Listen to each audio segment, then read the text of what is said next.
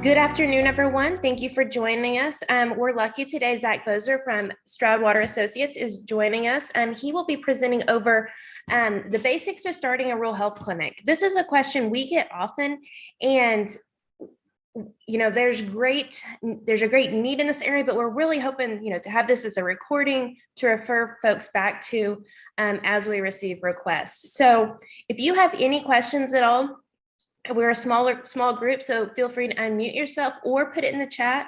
I'll be watching the chat. And with that said, Zach, I'll turn it over to you. Great. Thanks, Laura. Thank you so much. And, everyone, thank you very much for tuning in today. Really appreciate your time this afternoon. My name is Zach Bozer. I am a senior consultant with Stroudwater Associates. I am a former rural critical access hospital finance executive. And for my time at Stroudwater the last few years, one of the areas that I have specialized in is rural health clinics. And I've developed an expertise in many different areas, which we will cover today. I've worked with some independent rural health clinics, a lot of hospital provider-based rural health clinics. I've performed a lot of financial feasibility to look at if a hospital is looking to convert a clinic to a rural health clinic. What does that mean in terms of the financial aspect?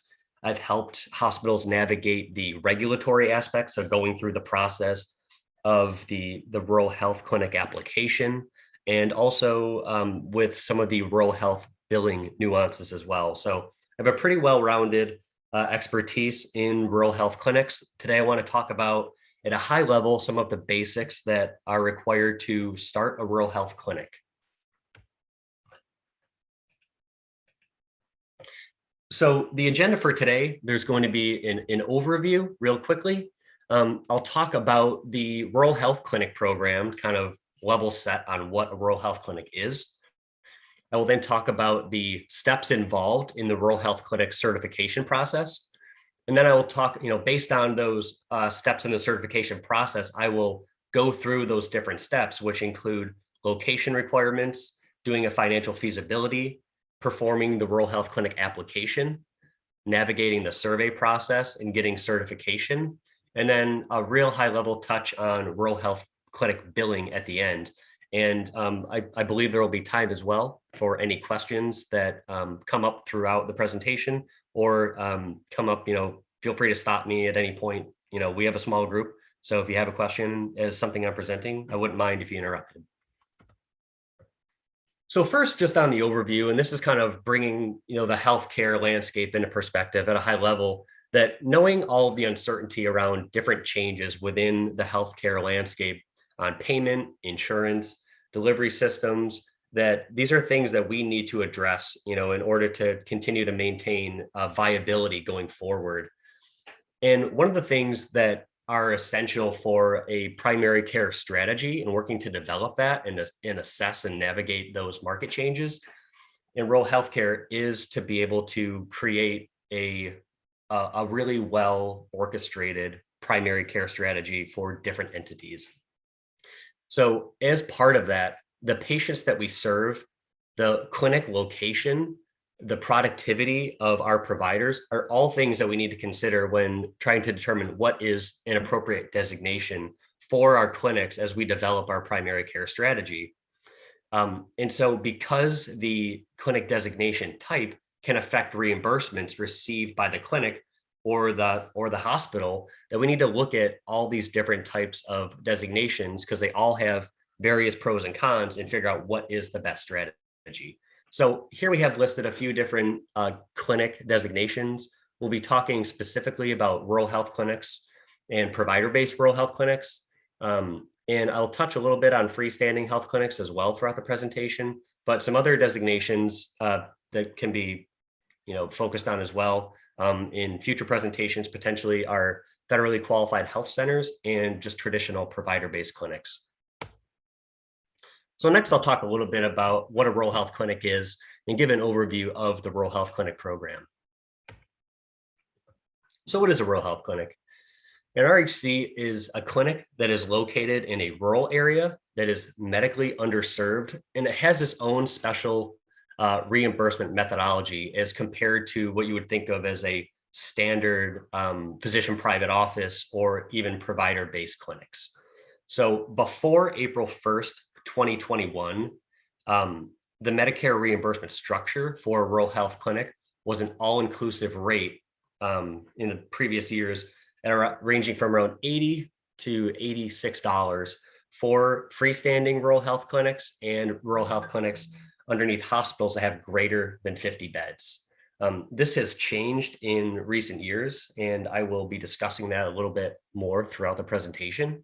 Also for provider-based rural health clinics underneath a hospital of less than 50 beds, there was a cost-based reimbursement methodology for rural health clinics, which is no longer attainable at this time since there is a new legislative rollout.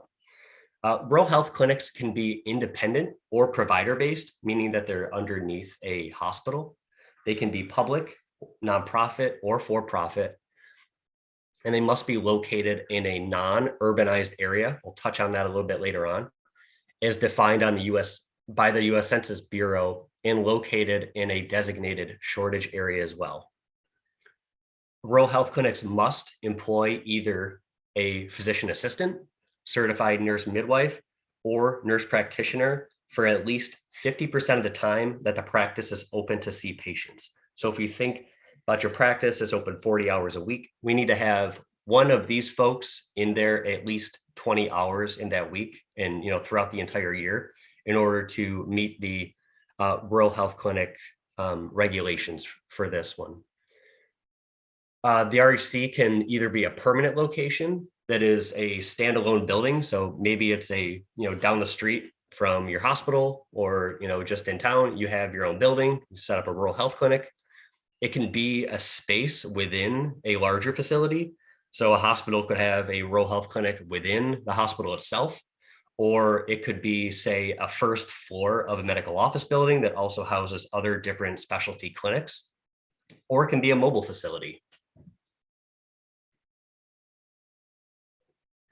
A rural health clinic must have the capabilities of delivering outpatient primary care services. However, an RHC is not limited to provide only primary care services.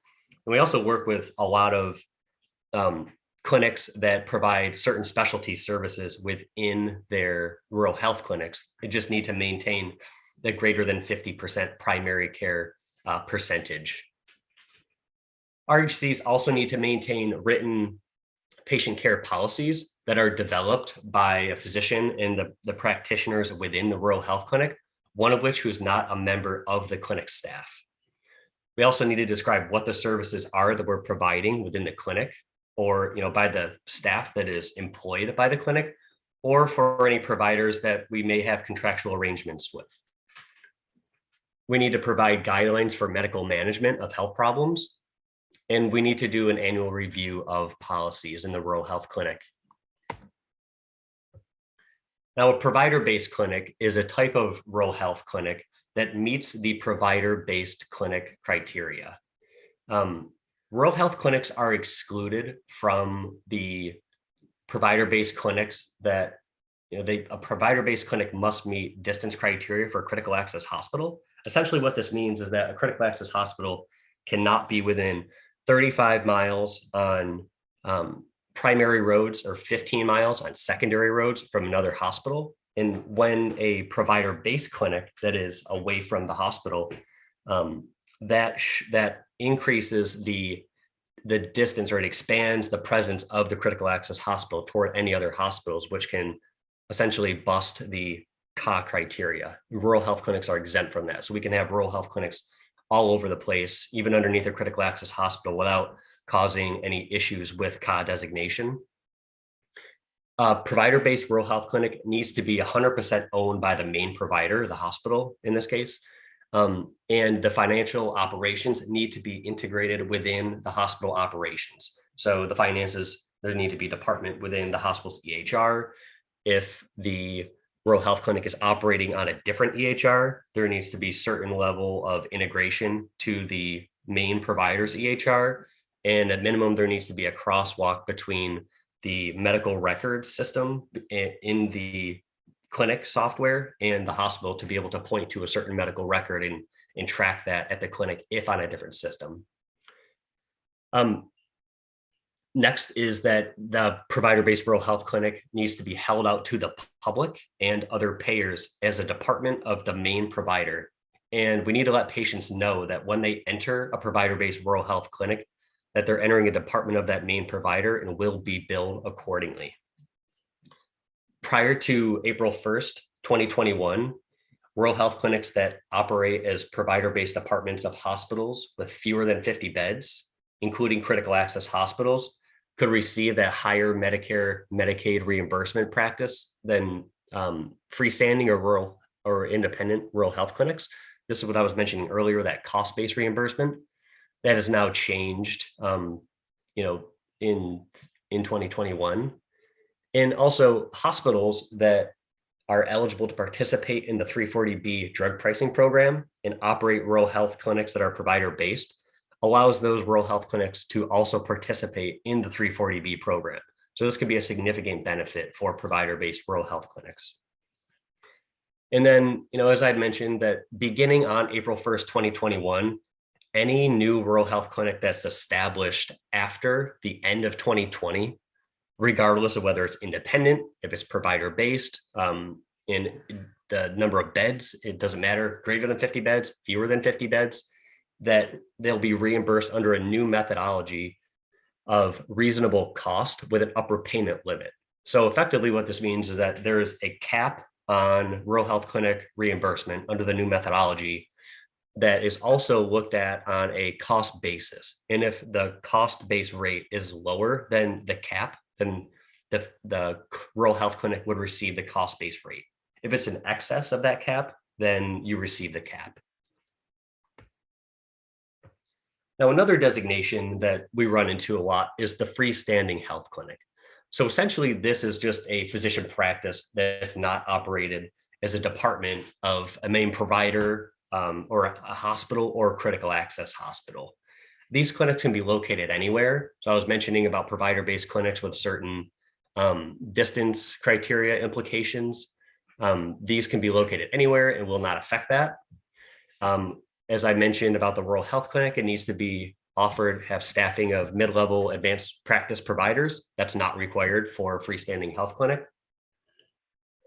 These clinics, one of the negatives is that they're only able to bill under the Medicare physician fee schedule. So there's no, hospital or technical component, and that they're not eligible for the 340B program. Yes. So shifting a little bit to the services that a rural health clinic must provide, clinic staff must provide diagnostic and therapeutic services that you would commonly find being furnished in a physician's office. This includes 6 lab tests that must be provided within any rural health clinic. This includes chemical examination of urine, hemoglobin or hematocrit, blood sugar, occult blood, a pregnancy test, or primary culture for transmittal to a lab.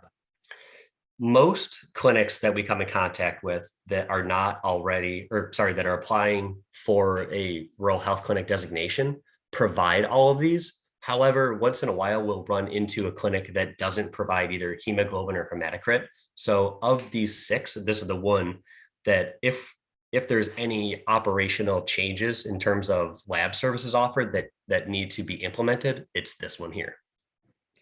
Rural health clinics also need to be able to provide emergency services in a sense of first response for life-threatening injuries and acute illnesses, and they must have access to those drugs used in life-saving procedures. So in terms of productivity, there is certain productivity standards that a rural health clinic must meet. So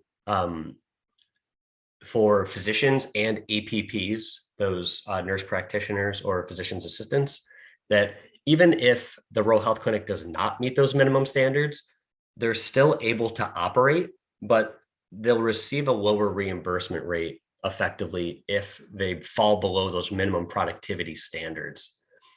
So the standards are for physicians, it's 4,200 patient visits per 1.0 FTE.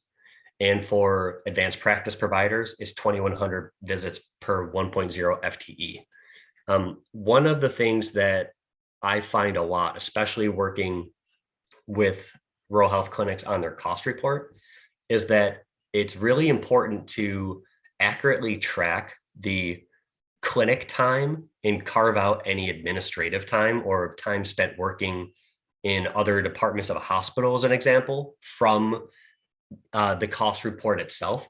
Because if you throw up a 1.0 FTE, then the minimum standard for a physician is 4,200 visits. Well, even if it's a full-time physician, they're probably not in the clinic working, seeing patients for that full FTE. So we need to keep a close eye on this, because the minimum visit threshold is directly based off of the FTE standards that we put in there. So the minimum productivity threshold is based on the actual number of visits, or whatever that minimum standard is, based on the math of the FTEs times the number of visits. And it uses whichever is greater to determine that cost-based rate.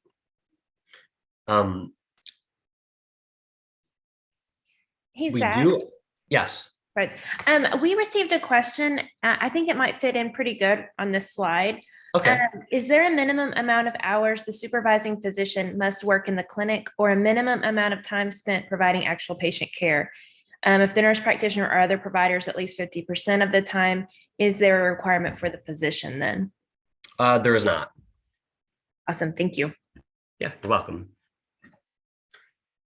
Let's see. So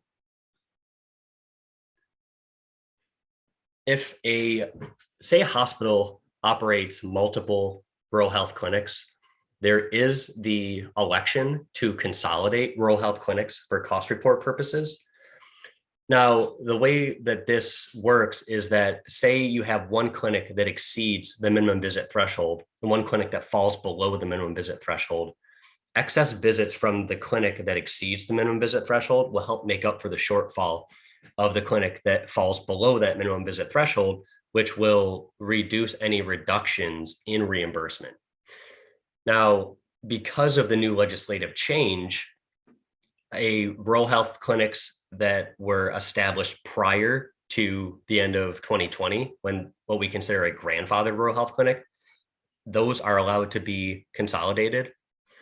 But new rural health clinics that were established after and are subject to that new reimbursement of that upper payment limit, they can be consolidated together, but you can't consolidate a grandfathered rural health clinic in a new rural health clinic.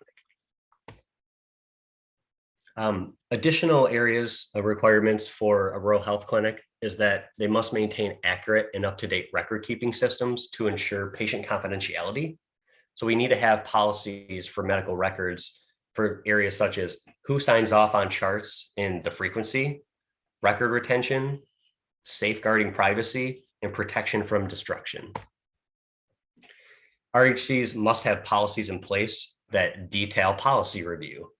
So the RHC medical director and other providers within the clinic must review these policies on an annual basis. Now, this can be accomplished by either reviewing, signing, and updating the policy manual every year when completing that annual evaluation. Additionally, on an annual basis, the clinic must carry out or arrange with a third party to perform an evaluation of the total program. And that evaluation includes the utilization of clinic services, including at least the number of patients served and the volume of the services provided, a representative sample of both active and closed clinic records, and the healthcare policies at the RHC. So next, I'll talk about the certification steps involved in reaching RHC designation. So the first one is that we need to understand the location requirements for the RHC program, and then we need to determine if the clinic itself meets those requirements. Next, we need to perform the rural health clinic financial feasibility assessment. And this is where we're comparing reimbursements that we're currently receiving as whatever designation the clinic currently is to those that would be received if the clinic was designated as a rural health clinic. Next, we need to complete the rural health clinic application. through the state and CMS provider enrollment forms. Then if the clinic is eligible based on the location to participate in the rural health clinic program, that you'll receive notification that you meet the initial approval, and that you'll then have to undergo a survey inspection to ensure that the clinic is in compliance with all of the rural health clinic certification requirements. This may be done either by the state agency that does the surveys or another accreditation organization. Once the clinic receives a successful survey that has been completed and demonstrates compliance with all of the rural health clinic regulations, the surveying entity will then recommend that the clinic be approved for rural health clinic designation to the CMS or regional office. The RHC will then, after some time from the regional office, receive its Medicare provider letter, or for a provider-based rural health clinic, that Medicare tie-in letter that is able to operate and bill as a rural health clinic. And then upon receipt of the provider letter, the RHC can then begin establishing its rates. So I'm going to walk through all these different steps, kind of giving some high-level information about all of them. So the first one is around location requirements. So as we mentioned, we must operate in a rural area as a rural health clinic.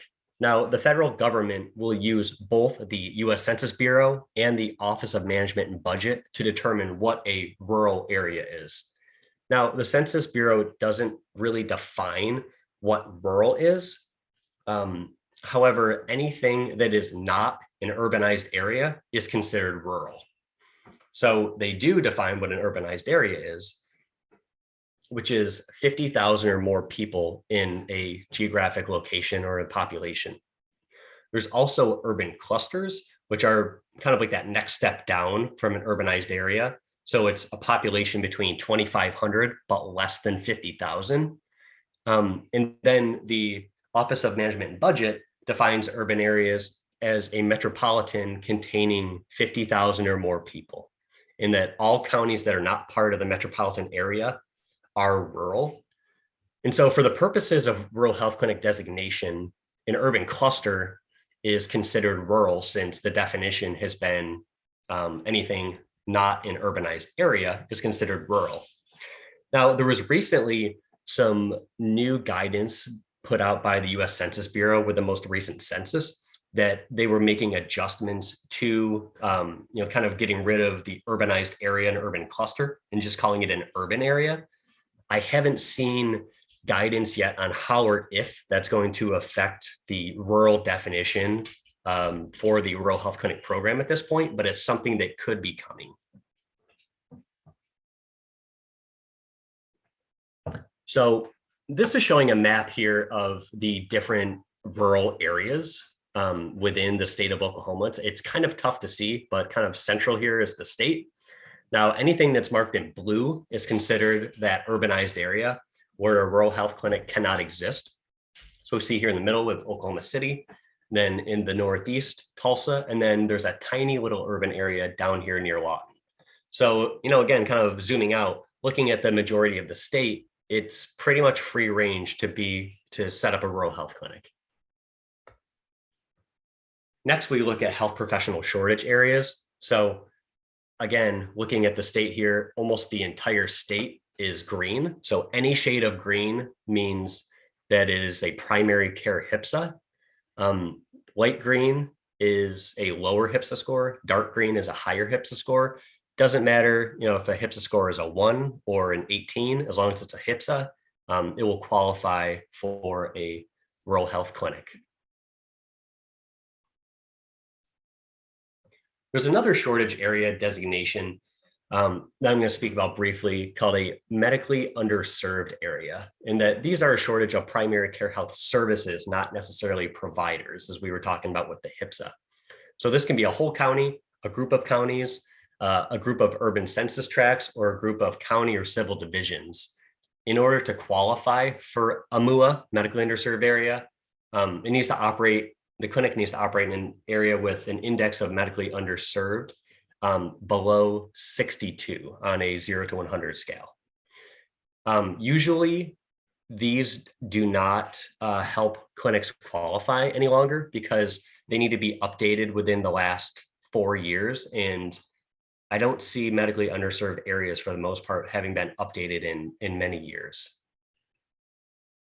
So this is a chart of the country kind of showing where are those medically underserved areas and populations. Anything purple is medically underserved. So we see that there is a significant part of the country that does fall into these MUAs.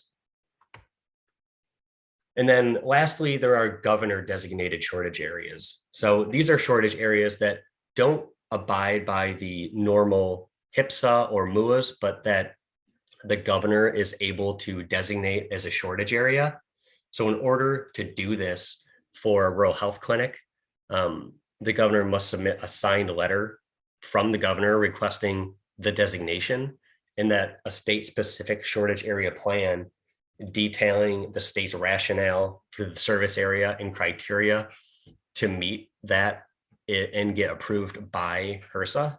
So Oklahoma has 33 of these governor designated shortage areas. But as I mentioned with the MUA on the previous page, that these shortages have not been updated in quite some time. Hey, Zach, can Yes. I add something real quick? Sure.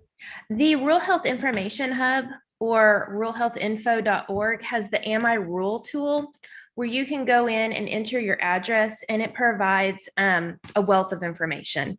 If you're eligible to convert to a rural health clinic, Federal Office of Rural Health Policy grants. You also have all your rural definitions and your shortage designations all in one spot. And so for folks on the call, that's a really great resource, and I'll put it in the chat too. Thanks, Laura. Yes, that is a great resource. Another really good one that I like is you can go to the HRSA website, and there's something called the HRSA map tool. And it's an interactive tool where you can search for rural areas, you can search for health professional shortage areas, and you can find a location or a map and then overlay on top of that where the rural areas and where the HIPSs are to kind of see if you fall within both of those. So I would also recommend that. And I can... I'll be looking for that and put it in the chat too. Thank you. Perfect. Thank you. So next, we're going to talk about determining whether, the idea of converting to a rural health clinic is financially viable. So the rural health clinic program does provide an opportunity to have enhanced Medicare and Medicaid reimbursement through that all-inclusive rate methodology. But it's really important that we don't blindly go into, say, hey, we want to be a rural health clinic. We want to make sure that the financial benefits of converting to the rural health clinic program, outweigh the cost involved in some of the operational changes. Is the juice worth the squeeze, essentially? So some of the things that we need to consider in that process is, if the practice doesn't currently employ a PA or a nurse practitioner, as we mentioned, that's one of the criteria that we need to have, that we either need to hire somebody, which is going to cost more, or we shouldn't participate in the program.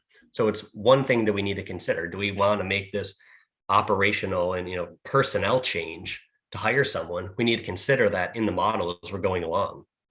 Now, additionally, we talked about productivity. As we're going through that analysis, if productivity falls below that minimum visit of the threshold, that's going to reduce reimbursement to the clinic.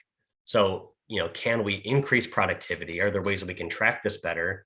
Or are we going to, be stuck with the fact that we're going to have difficulty meeting this productivity and we may have reduced reimbursement? For critical access hospital, looking to convert a clinic to a rural health clinic, we need to make sure and take into account the cost-based effect on reimbursements. So as we add a rural health clinic and we're adding cost on our cost report, that's going to draw cost away from other cost-based departments. So there's going to be kind of a redistribution of overhead that we need to take into account. Additionally, we need to take into account any other financial benefits, such as the 340B program and revenue that we generate from that. So it's really important that we go through this process of this financial assessment and compare the reimbursement that we would receive from Medicare and Medicaid by the clinic under that current state, and then look at those reimbursements received underneath the rural health clinic to understand and help us go through that decision-making process. And the best way to do this, and the way that we go about this, is comparing payments received using the historical visits at the clinic down at the CPT level. So the new reimbursement methodology, I've danced around this a little bit up to this point. So it started in 2021 at $100 per visit. This is going to increase by $13 per visit through 2028, up to $190 per visit. Following 2028 in subsequent years, that rate will then be increased by the Medicare Economic Index of Inflation for primary care services, which is somewhere around 1% to 2% historically over the last couple of years. So if we're looking to get into the rural health clinic business now, this is an opportunity to see Medicare reimbursements in the first couple of years increase by low double digits, and then in later years, high single digits. And if we think about, if we have, say, freestanding physician practices, that the reimbursement inflationary factors are that roughly that 1% to 2%, there's a huge opportunity here to increase patient revenue in comparison to what would be received through the Medicare physician fee schedule.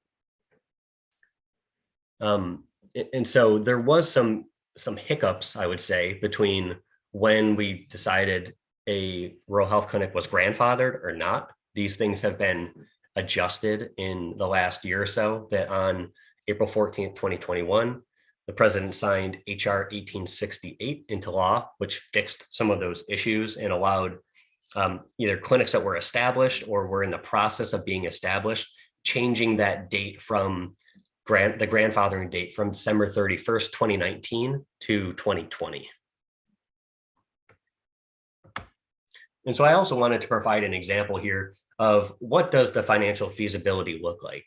So this is a summary example of an analysis that I did for a hospital recently, where it was a freestanding health clinic, and they were looking to see, does it make sense for us to convert to a rural health clinic? So they have their freestanding payment per visit here of Medicare and Medicaid. So the average is about $94 across all of their visits. This is what their revenue was. Then if they were to convert to a rural health clinic, they get that RHC upper payment limit rate. In this state, Medicaid was cost-based, so they would get their cost-based rate. So it was an increase from $94 to $117 effectively for Medicare and Medicaid, which had a pickup of patient revenue of about $207,000. Now, this client was a critical access hospital. So as I mentioned earlier, there's this negative impact to some degree for reallocating overhead. So that's why you see that negative 59,000 there for the COT impact. But this hospital, again, is a critical access hospital, is able to participate in a 340B program. So there's also a significant 340B benefit here as well. So all told, the reimbursement pickup from going from a freestanding health clinic to a rural health clinic was about $463,000. Now, the other thing that I did, and it's not pictured, is to show how would reimbursement change through 2028, because I mentioned on a previous slide that, in 2022, the upper payment limit rate is $113, but that's going to go up to $190 by 2028. So I also factored in what is the reimbursement pickup through 2028, and that the enhanced reimbursement from the practice would grow by an additional $635,000 on an annual basis by 2028. So again, comparing what is the increase in reimbursement as a freestanding health clinic underneath the Medicare physician fee schedule, it is a huge increase here for a rural health clinic. Next, I'll talk a little bit about the rural health application process itself. So a practice is eligible for the initial approvals of rural health clinic that it currently is designated in a non-urban area and located in a HIPSA. So once it's determined that the site itself is eligible for the RHC program and a financial feasibility has been completed to show that, hey, this makes sense from a financial perspective, that now it's time that we want to think about going through the rural health clinic application. So the application is broken down into two parts. It's the rural health clinic application, and then the CMS 855A provider supplier enrollment application. So you will receive the rural health clinic application from the state agency that administers the RHC program. So I'd reach out to the Oklahoma State Department of Health, and the main forms that will be included within that application are the CMS 29, the CMS 1561A, and the HHS 690. The CMS 855A, it can either be downloaded online as a PDF, and you can complete that on paper, and then you can return that to the Medicare fiscal intermediary, or it can be completed online using the PICO system. I found that the paper form is slower, but I've also had clients that they weren't able to create it in PICOS itself, so they were kind of forced to use the paper process. And very importantly, if you're looking at designating more than one site as a rural health clinic, you need to complete the application in the 855A for each site that you're looking to designate. So in this section, I'll talk a little bit about the survey preparation process to become a rural health clinic. Once we've gone through all of three processes thus far to determine that the location meets the requirement, is financially viable, and we've completed the rural health clinic application. So in order to achieve RHC certification, there's 4 key elements involved in the certification process for the survey. There's the policy and procedure manual review.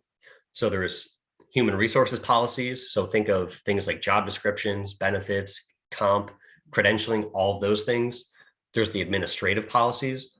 Think of life safety, confidentiality policies, exposure control, what we do with medical waste, the org structure itself, QA, then clinical procedure and protocols. So med administration, policies for invasive procedures performed if we do any, vaccine administration, medications, lab services, and et cetera. And then we also need to include policies that represent medical guidelines per the RHC Code of Federal Regulations. Now, there are variations on how these guidelines should be written and what is acceptable, but it's important that we include some of these main elements here, is that the medical guidelines are comprehensive enough to cover most health problems that patients usually see a physician about. They describe the medical procedures available to the nurse practitioner, certified nurse midwife, or physician assistant, and that they're compatible with any applicable state laws. Next is the medical records review.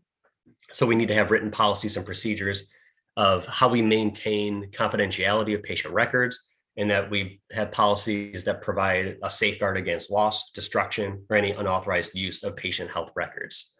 So some of the things that we need to identify within the medical record is the identification and social data, evidence of consent forms, medical history, reports of physical examination, diagnostic and lab test results, other provider orders, reports of treatment and medication, and any other pertinent information necessary to monitor the patient's progress, and of course, signatures of the providers and other healthcare professionals.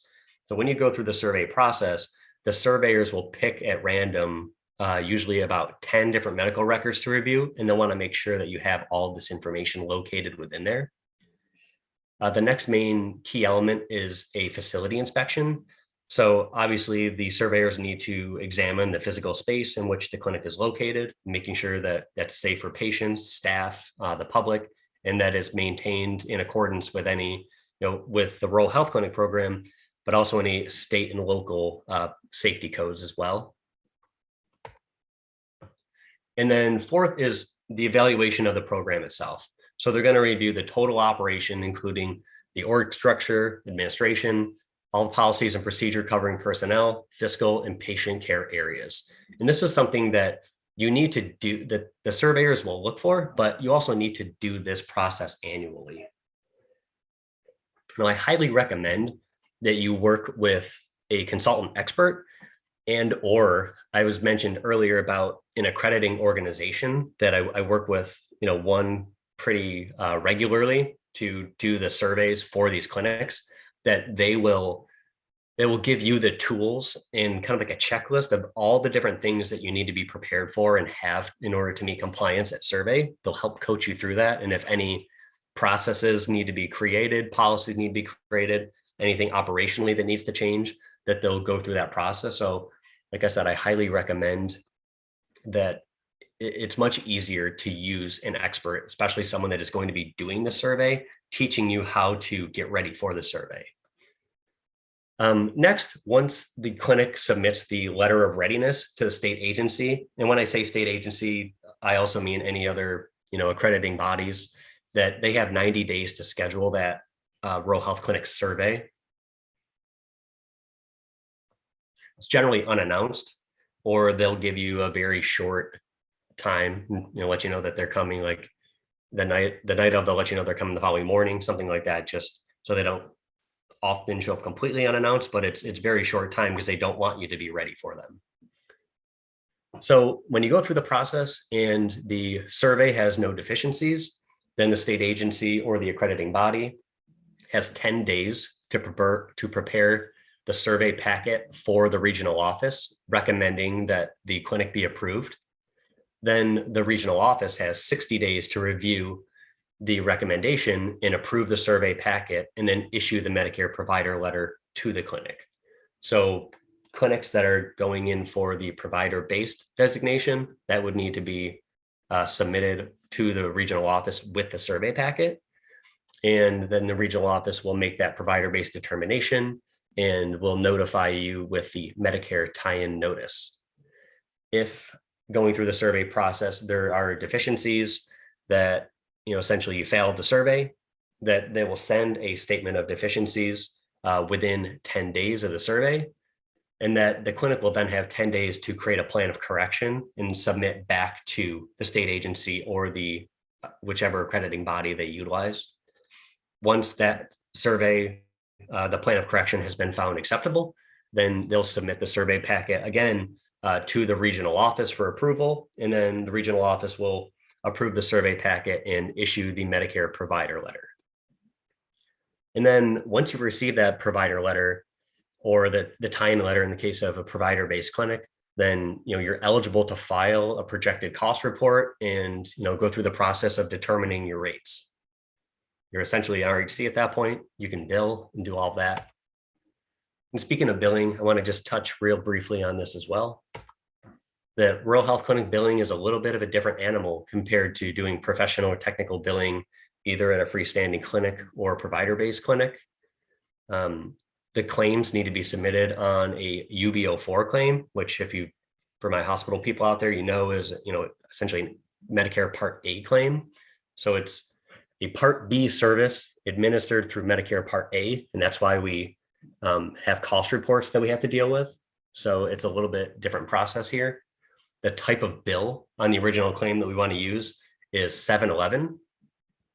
All services need to be reported using the appropriate revenue code, which in most cases is going to be 0521, which is all clinic visits and professional services are done by an RHC provider. There are other revenue codes that could be used. Like, for example, if you're seeing a rural health clinic visit in, say, like a hospital, swing bed, or in a skilled nursing facility, there's other codes to denote that.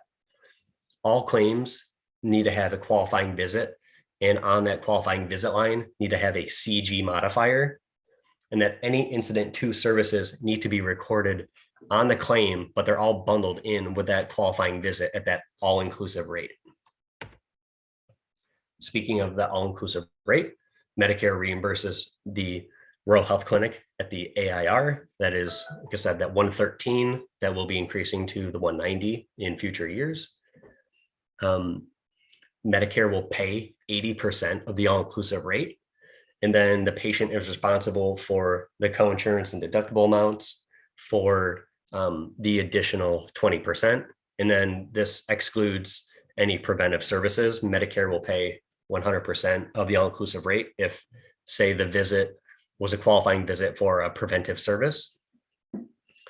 And non-RHC services are paid on an allowed amount for the service. So say you have a provider-based clinic and the patient comes in, they have their 99214 regular clinic visit, but they also get an x-ray, then the visit itself would be billed underneath a rural health clinic, and the ancillary x-ray would then be billed Part B by the hospital in that case.